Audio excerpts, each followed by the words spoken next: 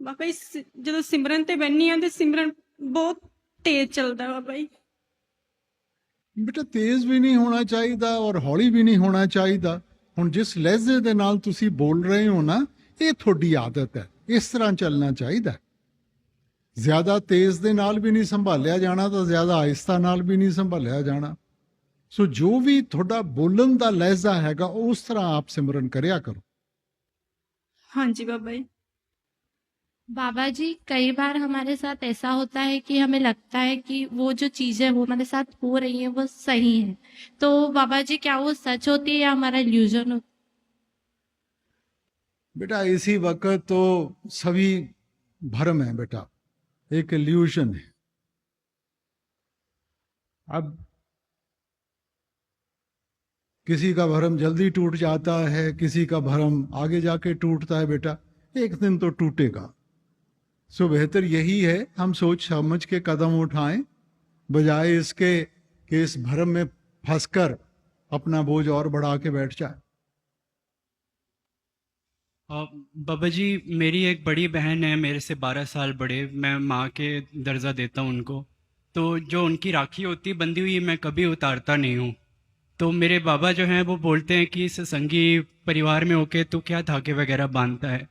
तो मेरा उनसे कहना है कि मेरी बड़ी दीदी खुश हो जाते हैं, उनकी खुशी के लिए मैं बांधता हूँ। तो यहाँ बड़ी दीदी का प्यार और बाबा का थोड़ा सा एतराज़, इनके बीच में मैं क्या चुनूँ? क्योंकि मैं बड़ी दीदी माँ के समान है मेरे, उनकी खुशी के लिए मैं बांध के रखता हूँ, कभी नहीं उतारता, अभी भी बांधी हुई है। ये आपके ऊपर मुनस्सर है, ऐसी कोई बात नहीं है। सिर्फ इतना हमें जरूर ध्यान होना चाहिए कि इसमें कोई रूहानियत की बात नहीं है। तो दुनियावी चीजों में हम कोई भी करना चाहिए, आपकी खुशी है, बड़ी खुशी से करें, मगर इसको रूहानियत का दर्जा मत दें।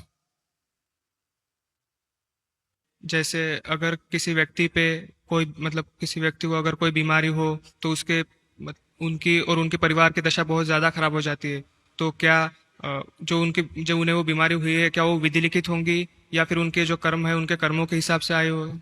बेटा ज्यादातर बीमारी कर्मों का हिसाब किताब ही होता है। जो बाकी परिवार है उसको तो पॉजिटिव होना चाहिए, उनका सहारा बनना चाहिए। अगर वो ही सिर पकड़ के बैठ जाएंगे तो वो तो फिर प्रॉब्लम का हिस्सा बन गए ना। हाँ।